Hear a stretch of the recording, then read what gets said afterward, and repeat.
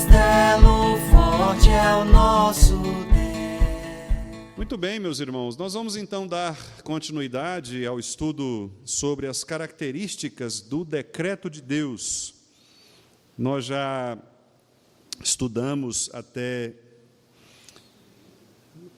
o sétimo ponto, a sétima característica. Nós vimos que os decretos de Deus, eles são eternos. Deus, desde antes da fundação do mundo, estabeleceu, pré-ordenou tudo o que acontece antes dos tempos eternos. Vimos que o decreto de Deus, ele também é soberano, ou seja, Deus governa tudo e todos, de maneira que nenhum dos seus planos pode ser frustrado. Terceiro lugar, os decretos são infalíveis. O plano eterno e soberano de Deus nunca falha. Tudo quanto Deus decretou antes dos tempos eternos acontecerá. Em quarto lugar, os decretos de Deus são imutáveis, ou seja, os planos dos homens se frustram, eles mudam, mas, conforme vimos no Salmo 33, verso 10, os desígnios do Senhor duram para sempre. Portanto, são imutáveis.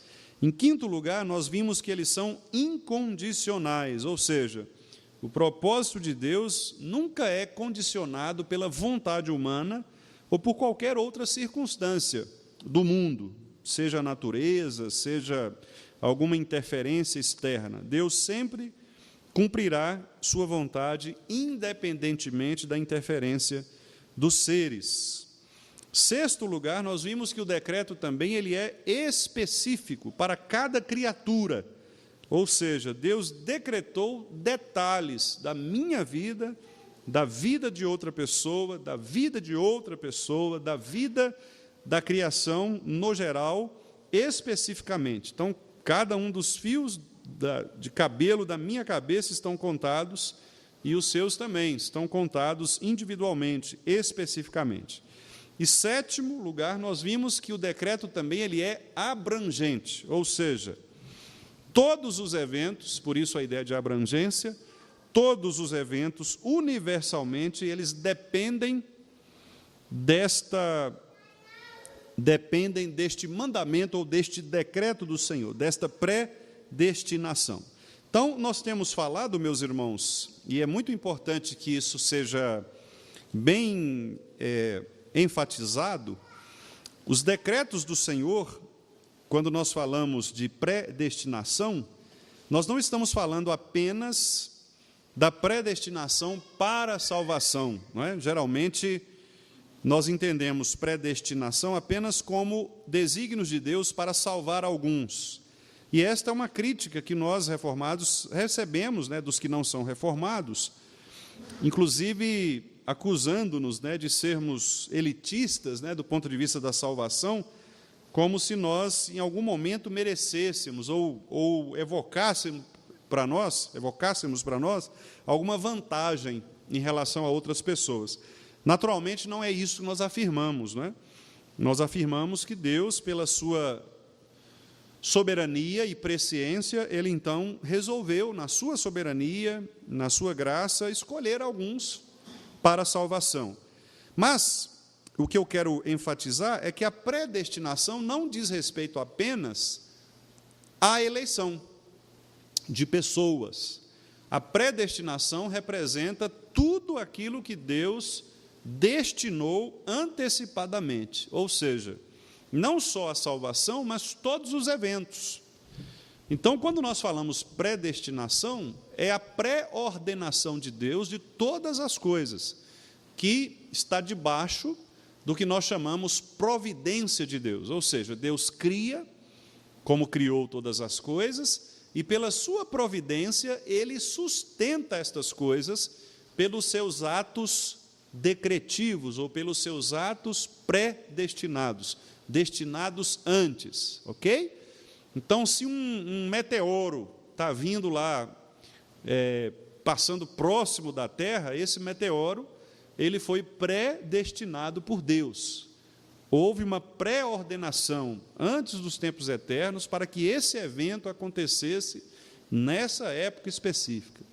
Nada foge ao controle absoluto, específico e minucioso de Deus. Correto? Então, é bom dizer isso porque, infelizmente, não é, quando as pessoas falam predestinação, elas só pensam na ideia de salvação. Mas é muito mais do que isso. Não só a salvação, mas, como eu estou dizendo, né, todas as ações das criaturas são predestinadas por Deus, ou foram predestinadas por Deus, não é, antes dos tempos eternos, ok? Então, nós não estamos falando só de escolhas de pessoas, mas nós estamos falando de Deus ordenar antecipadamente todas as coisas, certo? Então, só lembrando os irmãos que nós estamos aí tratando desta pergunta, pergunta número 12 do Catecismo Maior. Vamos ler então juntos, para a gente mais uma vez trazer à memória, não é? E quem sabe gravar esta resposta. Vamos ler. Que são os decretos de Deus? Os decretos de Deus são os atos sábios, livres e da sua vontade, pelos quais, desde toda a eternidade, Ele, para a sua própria glória, imutavelmente predestinou tudo o que acontece, especialmente com referência aos anjos e aos homens. Ok? Então, os irmãos veem pela resposta que o próprio catecismo ele traz essa ideia, não apenas a predestinação para a salvação, mas de tudo o que acontece. Predestinou imutavelmente tudo o que acontece. Com que finalidade? Para a sua própria glória. E como são esses decretos? Sábios, livres e santos. Ou seja, Deus agiu com soberana sabedoria, de maneira que não há nenhum decreto que seja incoerente. Deus agiu com absoluta liberdade, ou seja, ninguém o forçou, o manipulou, portanto, não teve nenhuma influência externa de criaturas. E santos, porque Deus, tudo o que Ele faz é puro, é saudável, é absolutamente sem qualquer tipo de mancha, de segundas intenções, de qualquer tipo de nódoa. Mas Deus agiu desta maneira, conforme sua vontade, o conselho de sua vontade, para a sua glória. Portanto, isso é o que nós temos trabalhado aqui. E, como eu tenho dito aos irmãos, eu tenho seguido aqui a didática, né, do pastor Joel Bick, e ele, então, estabelece 12 características dos decretos. Como eu disse agora há pouco, nós já vimos 7 dessas características. E hoje, com a graça de Deus, nós veremos os demais, não é, para finalizarmos, então, este estudo a respeito das características dos decretos de Deus. Pois bem, uma outra característica, então, a 8ª característica, é a característica de ser misterioso. O decreto de Deus, ele é misterioso. Como assim? Significa que nós não temos acesso direto à mente de Deus. O apóstolo Paulo disse isso, não é? Quando ele diz, quem, pois, conheceu a mente do nosso Senhor? Isso está lá em Romanos, capítulo 11, 33 e 34, quando Paulo diz, ó, profundidade da riqueza, tanto da sabedoria como do conhecimento de Deus. Quão insondáveis são os seus juízos, quão inescrutáveis são os seus caminhos. E aí ele declara, quem, pois, conheceu a mente do Senhor? E alguns intérpretes, inclusive, colocam, né, esta ideia de mente do Senhor como o próprio Espírito de Deus, né, o Espírito Santo, porque quando o texto bíblico fala a respeito de mente, ele está falando a respeito daquilo que move a vontade e a ideia de Deus, né? E o que move a nossa vontade, o que move a nossa ideia, aquilo que nós fazemos, é o nosso espírito, né? É o espírito que há em nós. Por isso que quando nós somos convertidos pelo Evangelho, o centro da nossa vontade ele é trocado pelo centro de Deus, não é? Deus tira o coração pecaminoso que Ezequiel chama, de coração de pedra, coloca o coração de carne, que é o coração transformado, portanto, a nossa vontade ela é uma vontade transformada. Então, o nosso espírito ele se torna um espírito convertido, um espírito transformado, de maneira que agora nós podemos ver as coisas de Deus, conforme Paulo coloca lá em 1 Coríntios, quando ele diz que o homem ímpio, natural, ele não consegue ver, mas o homem transformado por Deus, que ele chama de homem espiritual, esse sim consegue discernir todas as coisas. Então, o discernimento é essa mente de Deus, é o Espírito Santo. Então, quando Paulo faz essa doxologia aqui em Romanos 11, ele está dizendo, olha, quem é capaz de conhecer o Espírito que há em Deus, que é o Espírito Santo? E Jesus fala isso lá para Nicodemos, João capítulo 3, os irmãos se lembram? Que ele diz, olha, o Espírito sopra para onde quer, faz o que quer, não há quem possa conter. Quer dizer, Jesus quis dizer para Nicodemos que o Espírito Santo ele é, de fato, impenetrável, ele é insondável, ele é inescrutável. Não há como nós sabermos os desígnios de Deus de maneira completa.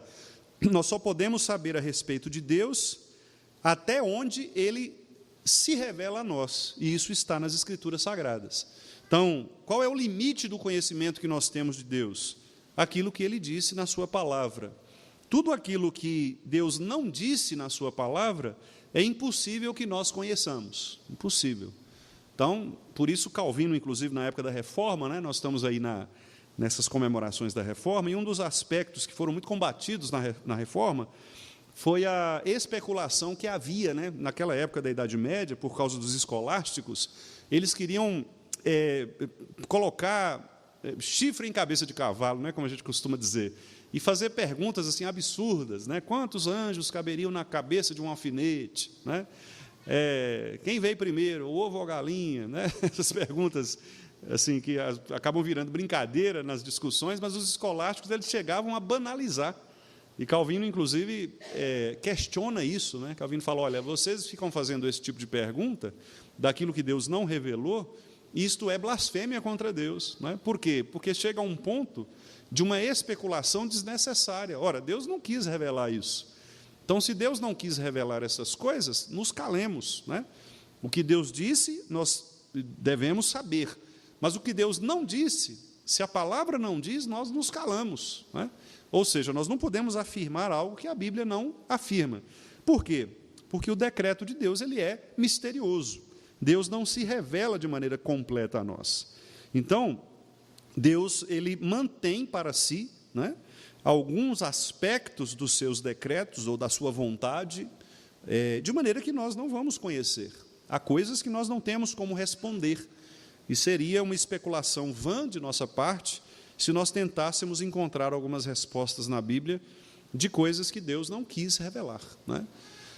Por exemplo, algumas pessoas perguntam, por que Deus permitiu que Raabe mentisse a respeito dos espias, lá em Josué, em Jericó?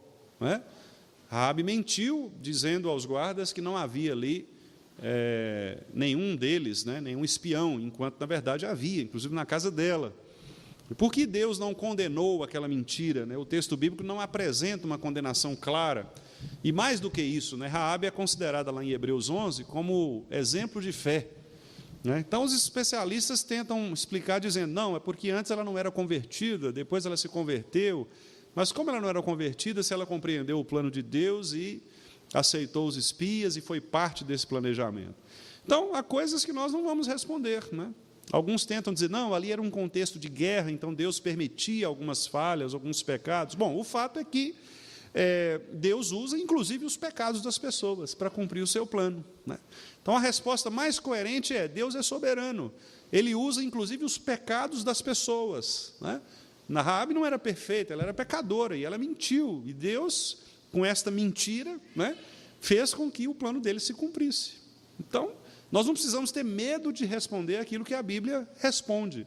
Não, às vezes a gente tem medo assim, de ficar em maus lençóis, mas se eu falar isso, como é que eu vou? E às vezes não há como responder. Deus quis assim. Porque Deus, por exemplo, não condenou em alguns das personagens bíblicas pecados, como, por exemplo, a poligamia. o fato de a pessoa ter muitas mulheres, muitas esposas, né? Por que Deus tolerava no Antigo Testamento alguns desses pecados? Significa que Deus concordava, permitia? Não, claro que não. O casamento sempre foi um casamento monogâmico, sempre um com um, né? Uma mulher e um homem. Nunca polígamo ou poligâmico, mas Deus permitiu e, em alguns casos, ele não repreendia. Por quê? Né? Do mesmo modo, alguns especialistas tentam explicar, Deus foi tolerante ali e tal, com algumas pessoas, então, não, naquele caso, Deus... Nós não sabemos. A Bíblia não narra certas situações que são, às vezes, constrangedoras, sim, mas simplesmente não narra. E, às vezes, você tem que dizer, não sei, porque Deus fez isso, né? E isso mostra, irmãos, a humildade que nós devemos ter, né, diante de situações que não sejam possíveis explicar.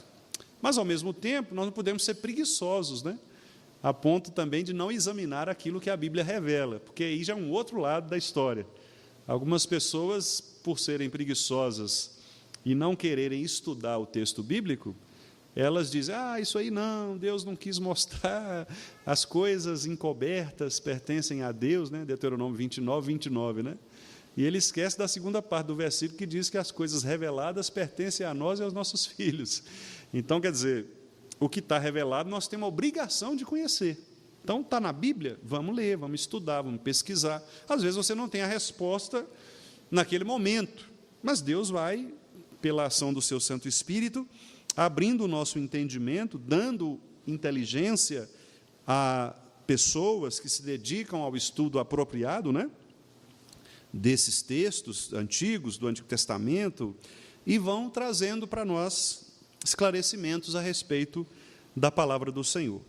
Mas, de todo modo, o que nós precisamos saber é que nós somos limitados.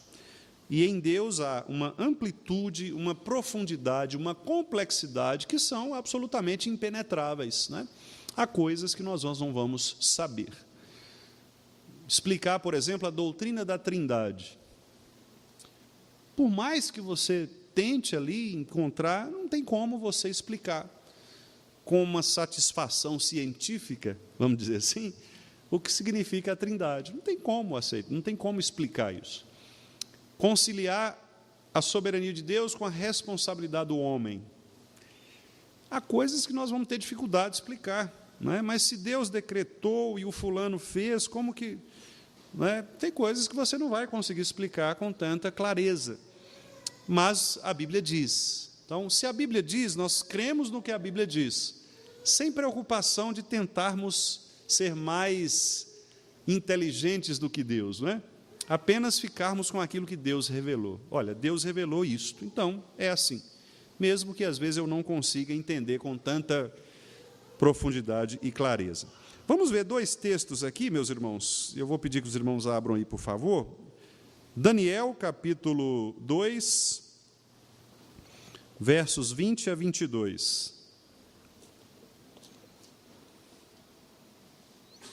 Daniel 2, 20 a 22.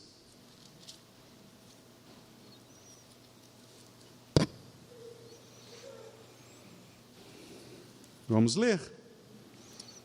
Daniel 2, 20 a 22. Disse Daniel, seja bendito o nome de Deus, de eternidade a eternidade, porque dele é a sabedoria e o poder. É ele quem muda o tempo e as estações. Remove reis e estabelece reis. Ele dá sabedoria aos sábios e entendimento aos inteligentes. Ele revela o profundo e o escondido. Conhece o que está em trevas e com ele mora a luz. Então, uma doxologia aqui, né, feita por Daniel, a respeito do ser de Deus, né? Deus é sabedoria, Deus é poder, Deus muda o tempo e as estações, é Deus quem coloca presidentes e tira presidentes, reis, né? Governadores, é Ele quem dá sabedoria, é Ele quem dá inteligência, é Ele quem revela, né? Então, se um ateu, né, do nosso tempo aí, reconhecido, é alguém de uma inteligência acima da média, saiba que Deus foi quem concedeu esta inteligência, ainda que para dizer coisas contrárias à palavra. Mas Deus usa tudo isso para cumprimento do seu propósito, ainda que seja para condenar, né, ou para agravar a situação desta ou de outras pessoas. Então, esse é o oitavo ponto, né, a oitava característica. Os decretos são misteriosos. Nona característica. Os decretos de Deus são bons, o que significa dizer que todas as atividades de Deus são corretas, fiéis, justas e boas. Justas e boas. Vamos ler o texto do Salmo 33. Salmo 33, versículos 4 e 5.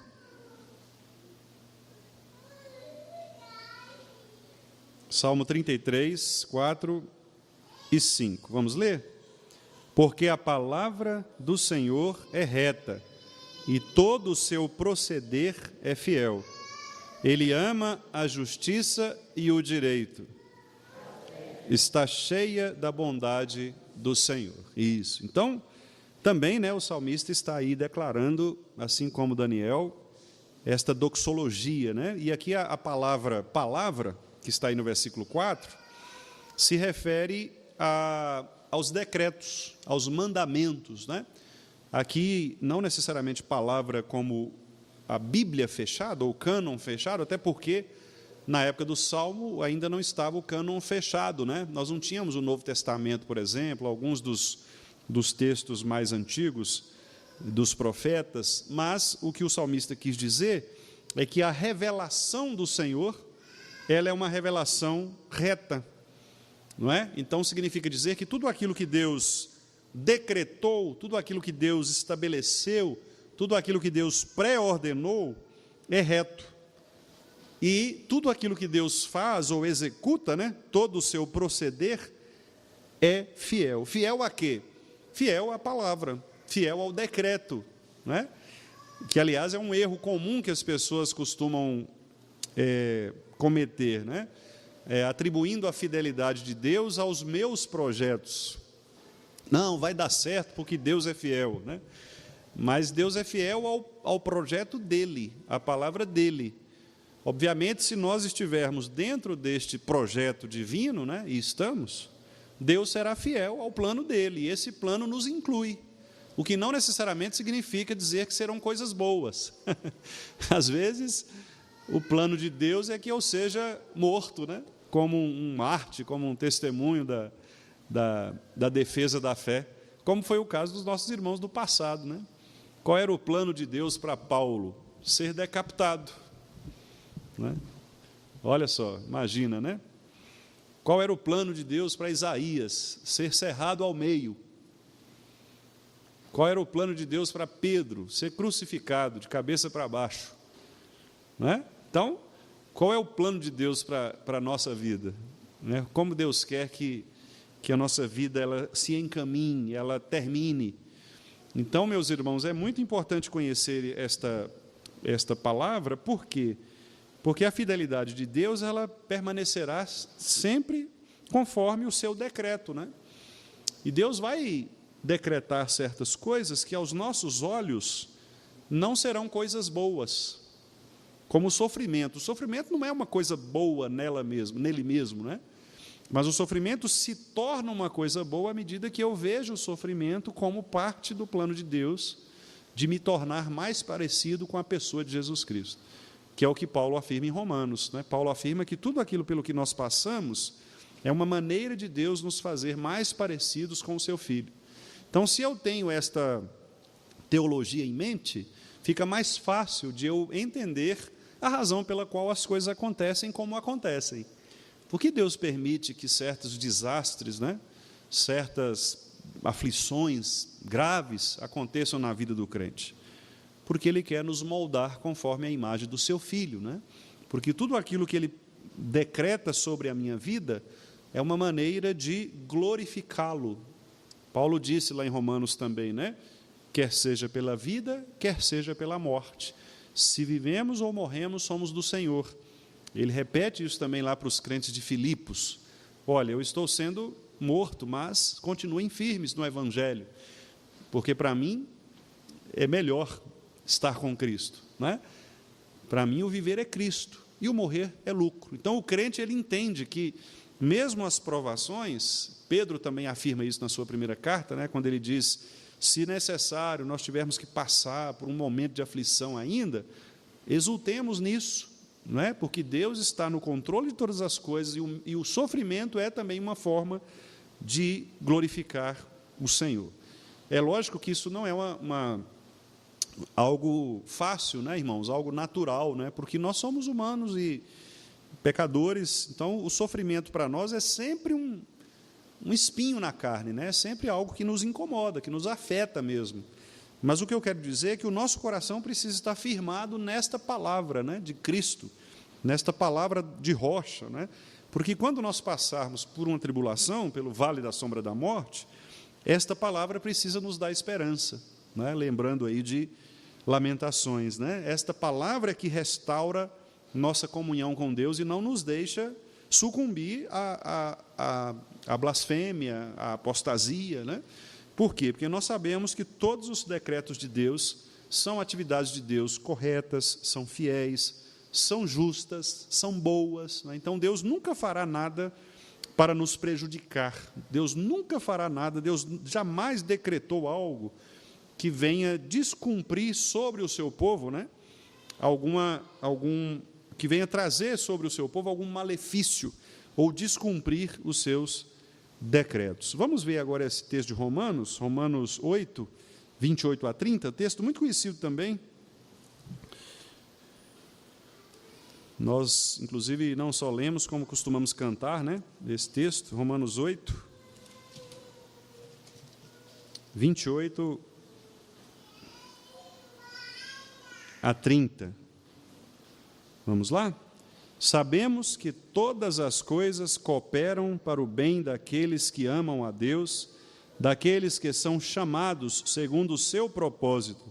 Porquanto, aos que de antemão conheceu, também os predestinou para serem conformes à imagem de seu Filho, a fim de que ele seja o primogênito entre muitos irmãos. E aos que predestinou, a esses também chamou. E aos que chamou, a esses também justificou, e aos que justificou, a esses também glorificou. Então, aqui, alguns estudiosos dizem, né, que o fato de Paulo utilizar estes verbos todos no passado, predestinou, chamou, justificou e glorificou, aponta para uma ação completa de Deus, não é? Porque tudo isso Deus decretou antes dos tempos eternos, embora nós experimentaremos cada fase destas ações de Deus na nossa história, mas o nosso destino ele já está definido, né? Então alguns chegam a dizer que quando João tem aquela visão lá do Apocalipse, dos santos glorificados, nós já estamos lá, né? É uma visão antecipada daquilo que acontecerá e que ainda não aconteceu. Alguns teólogos chamam isso de já e ainda não, né? Ou seja, nós já estamos lá, mas ainda não estamos lá. Então, nós estamos lá no que diz respeito ao decreto de Deus, porque nós não perderemos a nossa salvação, mas nós ainda não chegamos lá, nós estamos a caminho, né? Então, é uma teologia que, de fato, conforta os nossos corações. Então, os decretos são misteriosos, bons. Vamos aí para o 10º, sábio. Significa que Deus tem habilidade insondável para arranjar, não é? Para colocar todas as coisas conforme o seu querer. Deus, nós não, né? A gente vai arrumar uma mala no bagageiro do carro para viajar, é um desastre, né? Às vezes você não acha, você vai colocar mais uma sacola ali, a coisa já desanda, né? Deus não. Deus monta o quebra-cabeças ali de maneira perfeita, né? O encaixe é um encaixe absurdamente perfeito, né? Porque Deus é exatamente sábio nas suas escolhas, ele é hábil na construção do seu plano. Então, nenhum dos planos de Deus apresentou falha, né? Deus não é aquele projetista que vai testando, né, seus planos, e aí de vez em quando uma coisa dá errada, ele tem que ajustar. Não, tudo aquilo que ele construiu já é totalmente plano, perfeito, né, sem qualquer tipo de erro. Vamos ver esse texto de Isaías 19, 11 e 12. Isaías 19, 11 e 12. Vamos ler? Na verdade, são nécios os príncipes de Zoã, os sábios conselheiros de Faraó dão conselhos estúpidos. Como, pois, direis a Faraó, sou filho de sábios, filho de antigos reis? Onde estão agora os teus sábios? Anunciem-te agora ou informem-te do que o Senhor dos Exércitos determinou contra o Egito. Interessante, né? O texto aqui é um texto irônico, né? Deus está dizendo, cadê os sábios, né, que vocês estão aí tanto adorando como sendo aqueles mais inteligentes, mais espertos, né? Nós poderíamos olhar para a nossa cultura hoje e dizer o mesmo, né? Quantos aí filósofos, pensadores, professores querem se achar, né, poderosos para dar respostas aos problemas humanos, como se fossem soluções fechadas, né? Os teóricos, o problema da humanidade, e aí vem lá com uma teoria, né? E Deus está dizendo isso, né? Quem é mesmo que vocês estão chamando de sábios? E aí ele diz, né, os sábios conselheiros de Faraó dão conselhos estúpidos. Quer dizer, e aí a gente se lembra lá de Paulo, né? Quando Paulo falou que a sabedoria humana, ela não passa de loucura, né, para Deus, né? Porque, de fato, a sabedoria de Deus é infinitamente maior do que a nossa sabedoria. Vamos ver lá em 1 Coríntios, então, capítulo 1, verso 25. 1 Coríntios 1, 25.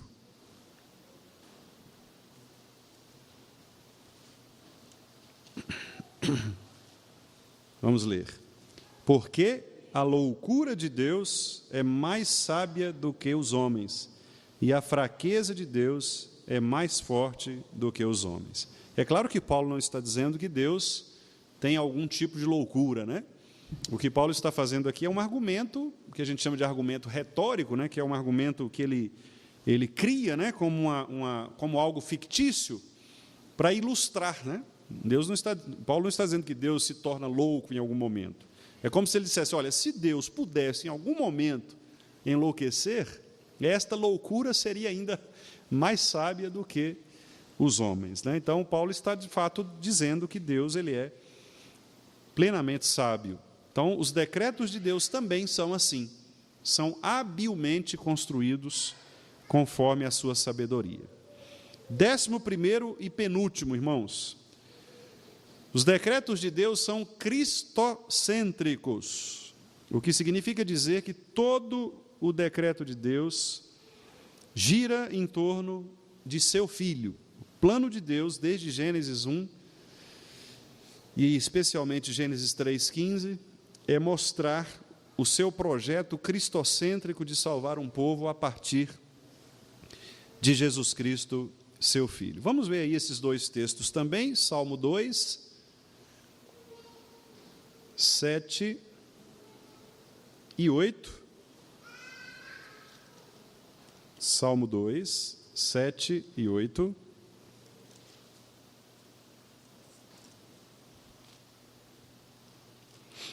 Vamos ler?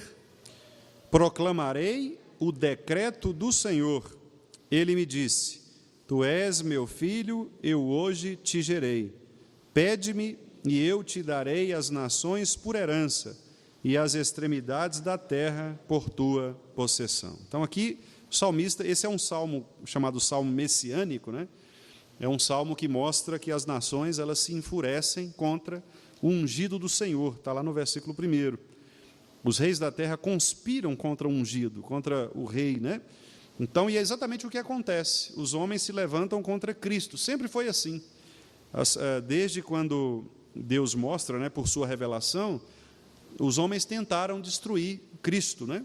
Porque o grande problema de Satanás é permitir que Cristo pudesse vencer a morte. Então, esse é o caminho de todo ímpio, tentar destruir o próprio Cristo. Quando eles não conseguem, eles então se voltam contra aqueles que são de Cristo. Então, quer dizer, tudo aquilo que tem a ver com a nossa história tem a ver com Cristo, né? Porque nós somos cristãos, a nossa igreja é uma igreja cristã. Portanto, nós vamos atrair naturalmente a oposição do mundo. O mundo vai se voltar contra os cristãos. De alguma maneira, quando há simpatia do mundo pelos cristãos, algum problema existe. Eles podem até se tornar simpáticos em alguma medida, mas quando a igreja ela passa realmente a ser sal e luz, ela incomoda aqueles que são ímpios. Ela prega a palavra para aqueles que são eleitos, e os eleitos vão ouvir, né? Porque, como eu vi hoje um videozinho do reverendo Josafá Vasconcelos, né, ele dizendo que ele disse algo interessante, ele falou assim, o eleito ele tem duas marcas, orelha e pé. Né? Aí ele diz, por que orelha? Porque as minhas ovelhas ouvem a minha voz. Então o eleito ouve a voz do bom pastor. Né? E por que pés? Porque os eleitos andam no caminho do Senhor. Né? Então ele pega aí e faz essas duas comparações. E é muito interessante, é isso mesmo. O eleito ouve, o ímpio vai rejeitar. E aqui o salmista, no Salmo 2, está dizendo isso, né? Que o mundo caído ele rejeita, mas Deus não. O que Deus faz? Eu proclamarei o decreto. Qual é o decreto? Tu és meu filho. Então, o decreto de Deus gira em torno da pessoa de Jesus Cristo. O que nós fazemos, na verdade, é viver no reino de Jesus Cristo, porque nós somos tirados de um, que é o reino da escravidão, né, do pecado, e transportados para o reino de Jesus Cristo. Vamos ver o segundo texto, Colossenses 1, 16 e 18. Carta de Paulo aos Colossenses, capítulo 1, versículos 16, podemos ler o 17 também e o 18. Vamos ler o 15, né? Porque, para não ficar no meio do versículo, 15 a 18.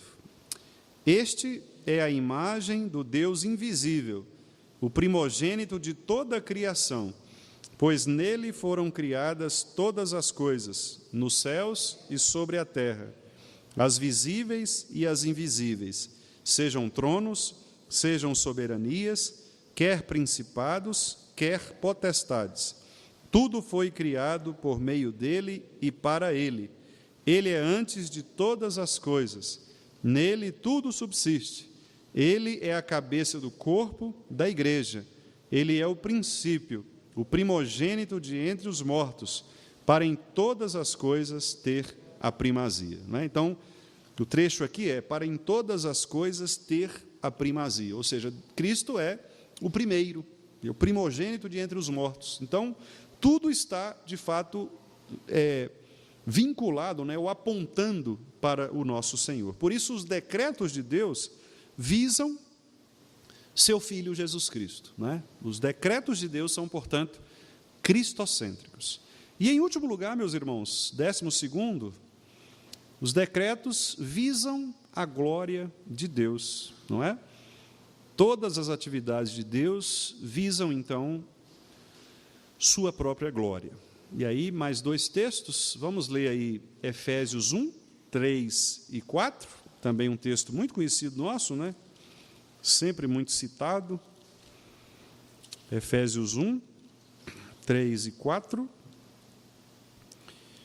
Vamos ler. Bendito o Deus e Pai de nosso Senhor Jesus Cristo, que nos tem abençoado com toda sorte de bênção espiritual nas regiões celestiais em Cristo, assim como nos escolheu nele, antes da fundação do mundo, para sermos santos e irrepreensíveis perante ele. Então, esse é o ponto, né?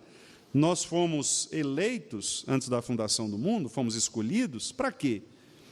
Para sermos santos e irrepreensíveis perante ele. O que significa isso? Significa que a eleição dos santos é uma maneira de dignificar aquele que elegeu, né? Apontando, portanto, para a glória do próprio Deus. E o outro texto é Apocalipse, capítulo 4, verso 11.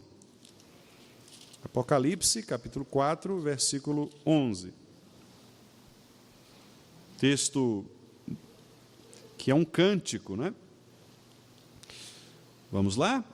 Tu és digno, Senhor e Deus nosso, de receber a glória, a honra e o poder, porque todas as coisas tu criaste, sim, por causa da tua vontade vieram a existir e foram criadas. Então, a glória que nós devemos dar é ao Senhor, sempre, né? Quer façamos uma coisa ou outra, devemos fazer para a glória de Deus. O texto de Efésios, né, aparece lá no versículo 6 e no versículo 12 também, eu não citei aqui, mas ambos dizem, né, para louvor da glória de sua graça, né, ou para louvor da sua glória. Então, tudo aponta para a ordenação de Deus, de maneira que Ele seja glorificado em todas as coisas, porque dele, por meio dele e para ele são todas as coisas, a ele, pois, a glória eternamente. Amém. Romanos 11, 36. Então, meus irmãos, esse é o aspecto de que todas as coisas, de fato, caminham para glorificar o Senhor. Como ele disse lá, né, em Jeremias, né, quando ele diz a respeito da eleição, ele diz, por amor de mim, não é? Por amor de mim mesmo é que eu fiz estas coisas. Então, veja, Deus, ele concentra em si a sua glória. Deus não divide a sua glória com qualquer outra pessoa. Nós falamos disso quando vimos lá a respeito do ser de Deus, né, naqueles estudos primeiros a respeito do ser de Deus. E eu quero então finalizar, vimos, portanto, esses 12 aspectos, né, 12 características, e eu quero finalizar aqui com uma definição que o pastor Joel Bick faz na sua teologia do que são os decretos. Ele diz assim, olha, em resumo, nós oferecemos uma definição um pouco mais longa do decreto de Deus. Aí ele diz o seguinte, o decreto divino é o propósito eterno e soberano do Deus Trino, baseado tão somente em sua vontade, de acordo com sua incompreensível sabedoria e bondade, que determina que todas as pessoas, coisas, eventos e relacionamentos fora de si sejam para a sua glória manifestada em Jesus Cristo. Vou ler novamente. É uma definição longa, né, como ele mesmo disse. Depois eu posso até colocar lá no grupo, os irmãos meditarem um pouco mais, né? O decreto divino é o propósito eterno e soberano do Deus Trino, Pai, Filho e Espírito Santo, baseado tão somente em sua vontade, de acordo com sua incompreensível sabedoria e bondade, que determina que todas as pessoas, coisas, eventos e relacionamentos fora de si sejam para a sua glória manifestada em Jesus Cristo. Então, aqui, o pastor Joel Bick pegou estas 12 características, né, que são reveladas nas Escrituras, e juntou estas 12 características numa definição, né, de modo que ficou claro para nós, então, que é o Deus Trino, Pai, Filho e Espírito Santo, no conselho da sua vontade, que então estabelece, conforme sua sabedoria e bondade, tudo aquilo que pessoas, coisas, eventos e relacionamentos deverão fazer para glorificá-lo na pessoa de Jesus Cristo. Então, veja que, de uma maneira bem sábia, né, bem interessante aqui, né, nós temos esta definição. Então, meus irmãos, com esta última definição, a gente encerra, né, pelo menos por enquanto, esta exposição da pergunta número 12, né, do Catecismo Maior, que é o que são os decretos de Deus. E aí, com a graça do Senhor, no próximo estudo, então, a gente já passa para um outro tema, né? Já vamos avançar no estudo, então, do nosso catecismo. Alguma pergunta, meus irmãos, até aqui? Algum comentário?